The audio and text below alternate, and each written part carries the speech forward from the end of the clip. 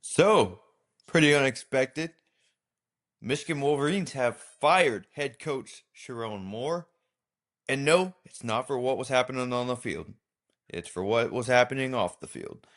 He had a inappropriate, or according to sources, he had an inappropriate relationship with staff member. And yeah, that's all I'm gonna say about it. Not gonna go too in depth. If you want to check it out, you can go look it up somewhere. But yeah, pretty crazy situation, pretty unfortunate situation. But yeah, Michigan is now looking for a head coach. Now, I do think a lot of Michigan fans were kind of out on Sherrone Moore anyway. Kind of had to stick with him. I thought like he was getting another year regardless. But I do think that they were they weren't high on him. They didn't think he was the actual future. They thought he would probably be on the hot seat next year anyway. And he's out of there I'd say quicker than what you expected. Michigan, in my opinion, is a pretty weird situation because it's a big job. And if Michigan's job opened during this coaching carousel, I think you probably would have put them as the second biggest job that was open, or maybe right there with Florida at two or three, I would say. I'd definitely put it above Penn State just because, I mean, they've been a bigger Big Ten powerhouse as of late. So I'd probably put it above Penn State. Not too far above Penn State. I do think they will be above Penn State, though. So, very interesting there. So, if that was the case, you probably would have been a prime candidate to land one of these prime big coaching candidates that were out there in this carousel. And now, since you're entering it so late, everybody's kind of picked over. So, your options now are pretty limited, I would say. Now, you have a good roster full of young talent. You have a five-star quarterback who was the number one quarterback in his class just sitting there. I think it's a very intriguing job to a lot of guys who are just current sitting head coaches. And if Michigan wanted to make a splash, I think that the opportunity is there if they want to just go out and spend the money because they can. Michigan can spend the money. We've seen it multiple times or many times over the years. And it's just will they go out and do it? That's the question. So I do think, like I said, it's going to be very intriguing. It's still an intriguing job, and a lot of sitting head coaches and even guys who just took jobs during this coaching carousel may be sitting there eyeballing this because not often Michigan goes open. It's like one of those big ones that open, like the Florida job that opened. Not very often it comes open. Like the LSU job, not very often it comes open. Penn State, not very often. Michigan's right there. So we'll start to get into some candidates in just a second. So, in my opinion, the timing could either be for the best or for the worst. Now, because you obviously just got through International Signing Day, you have a big young roster you have to try and retain.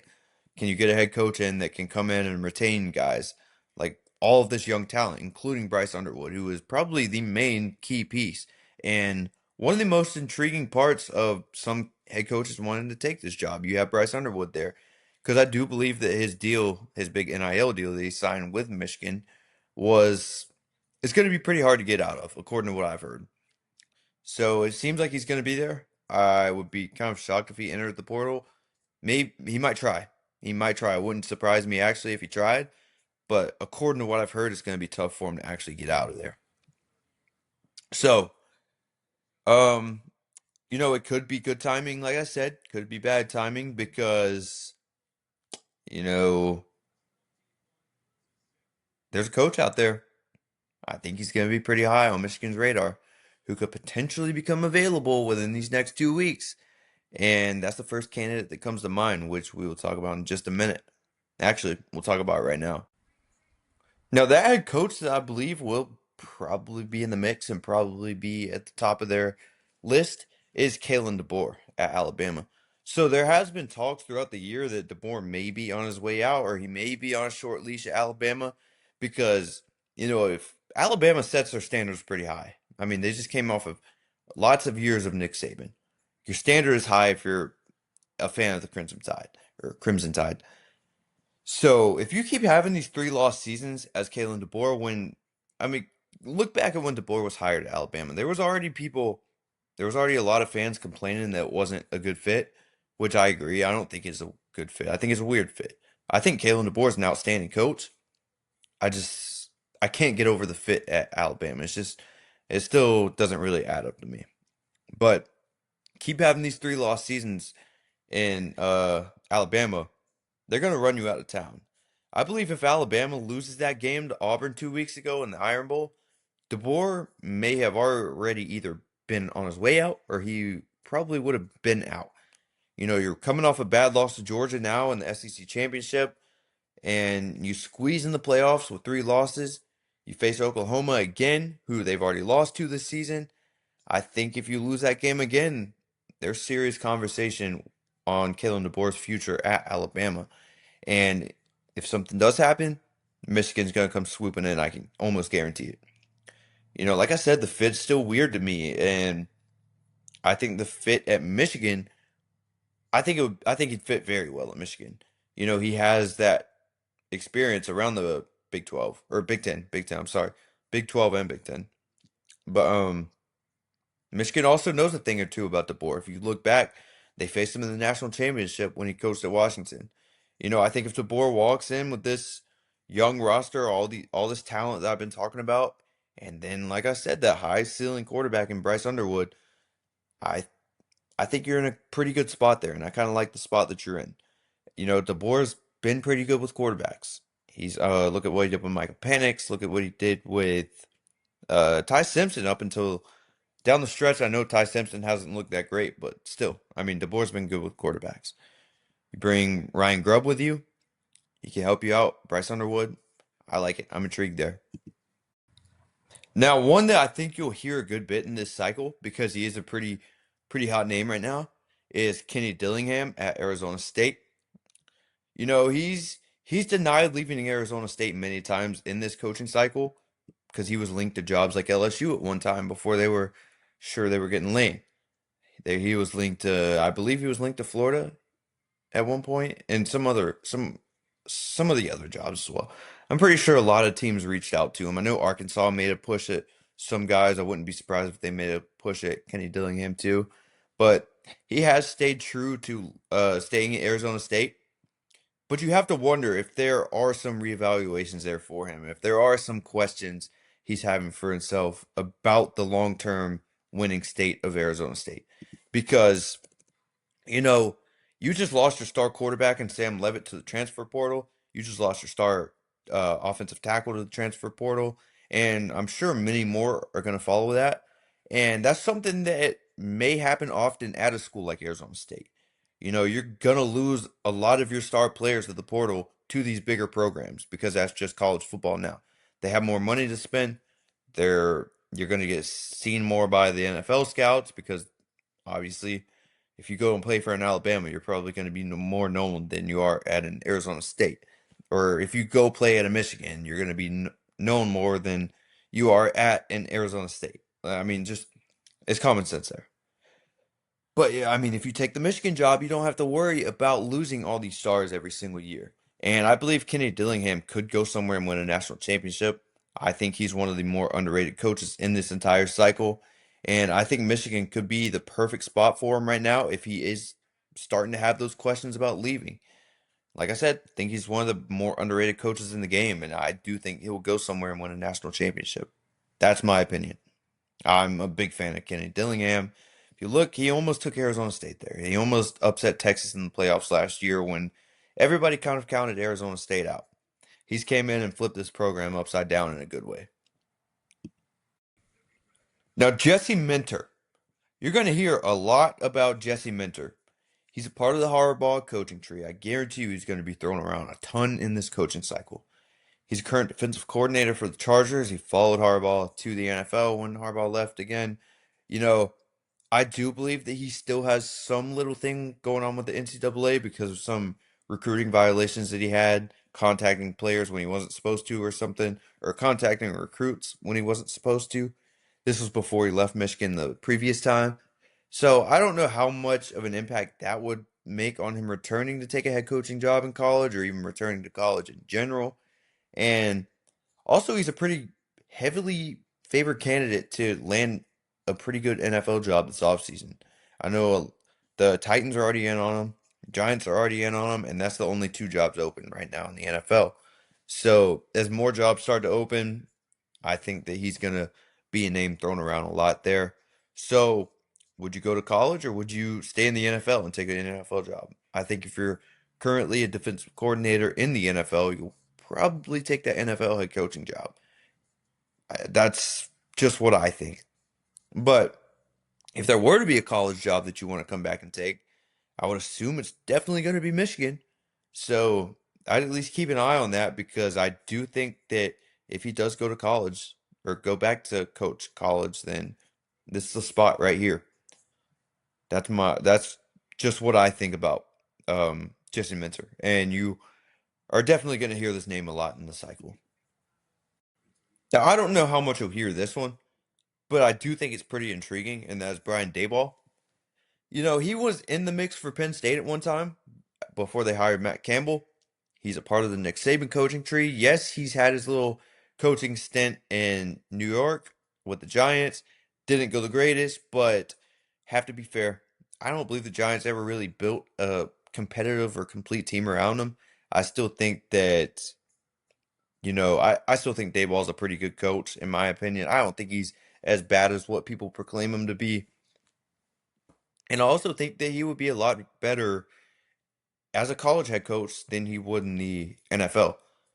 You know, he's a guy that can come in and most likely recruit. I mean, we've seen in Alabama, he was a good recruiter at Alabama as a coordinator, great offensive mind. He's shown to develop good quarterbacks pretty much everywhere he's been. I mean, if you look back, he helped Josh Allen get there.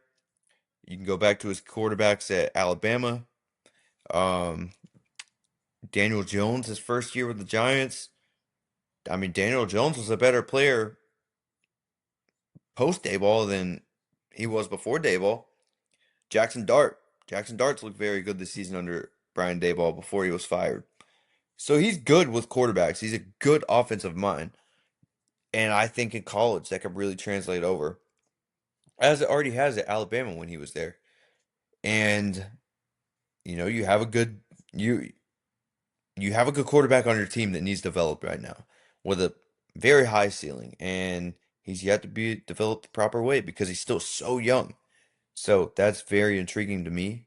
I know a lot of Michigan fans are probably going to shut that down super quick, but I don't think it's as bad as what people are thinking.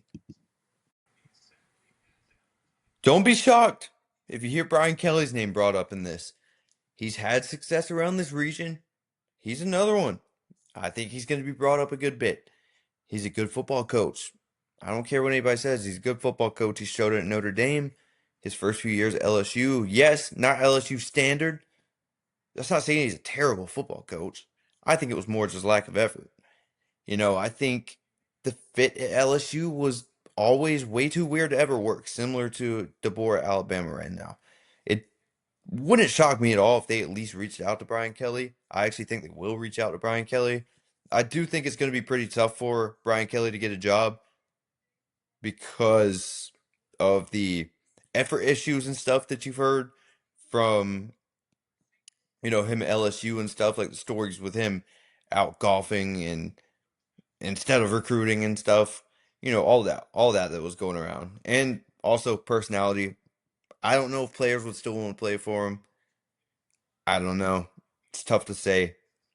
I don't think that any of that will really fly at Michigan though, just like it didn't really fly at LSU because it's a market where, there aren't many available options like I've said, so it's not crazy to say that Brian Kelly is probably one of the best options out there and he will eventually get a job again. It's just where I think Michigan's going to reach out. Not saying they're going to hire him. I think they'll at least reach out.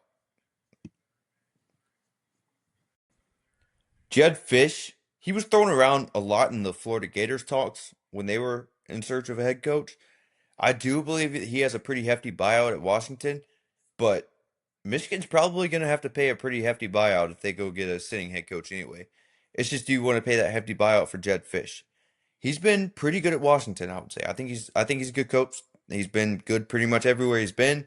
I think that he can come into Michigan and elevate the same that what he's done at Washington really into an even higher level because you're going to have better talent at Michigan.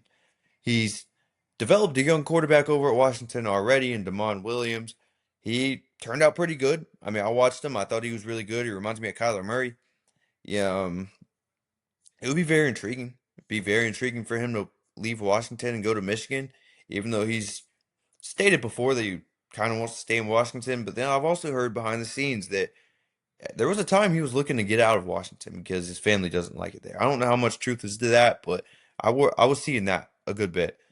So, like I said, he's another one. He's a sitting head coach that I believe you'll hear his name a lot in this cycle because he's one of the more realistic options out there. And his name was already thrown out there a lot in the coaching cycle. So I think Jed Fish is a real option for Michigan as well. Now, another one, I don't know if you go this route. Maybe if you get so desperate into trying to find a head coach, because like I said, there's not many options out there. Maybe you go explore the NFL routes. Cliff Kingsbury is one that jumps out to mind. He's had success in college with Texas Tech, helped develop Baker Mayfield, helped develop Patrick Mahomes, both at Texas Tech. That was before Baker left for Oklahoma. And he's done a great job this year as an offensive coordinator. He's another one. He's first off, think he's going to fit better in college than he does in the NFL. We've seen he was a good head coach in college, didn't work out so well in Arizona with the Cardinals. Um, Now you give him more resources than what he originally had at Texas Tech. I know now Texas Tech probably has more NIL money or money to spend because of boosters and just a lot of money over there in general than Michigan. Maybe right there with him. But I think Cliff Kingsbury now, he's another one. He could really help you develop Bryce Underwood into the player that you're really hoping that he'll be. And he's a good college head coach. He's going to come in, he's going to recruit. That's really all you ask for. He's probably going to bring in good staff. He's going to elevate the offense. I mean, that's how college football works. You hire a head coach, let him recruit, and you bring in a staff that could also recruit and develop players. It's all you need in college football, and I think Cliff Kingsbury can come in and do that. So that's kind of all I have on this Michigan head coaching search. This is just my opinion. This is one where nobody has an idea what they're doing. Maybe they take a shot at Lincoln Riley. I'll be the first to say this. Maybe they take a shot at Lincoln Riley. It's a stretch, but maybe they do. I don't know. I don't know. He recruited Bryce Underwood pretty heavily. I don't know. But there's really no direction that anybody knows that Michigan is going to take. So this is very uncertain, all of this is. But this is just my opinion on what I think they could potentially do and what some realistic options are. I have heard that they are wanting to hire a coach before January 2nd, which is before the transfer portal opens, I believe.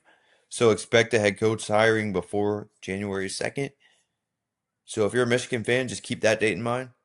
And yeah, if you enjoyed this video, I got a lot more coming on this head coaching search as we learn more. A lot more head coaching search hot boards or Michigan hot boards as we learn more. So yeah, please consider subscribing if you would like to. But yeah, I'll catch you on the next one.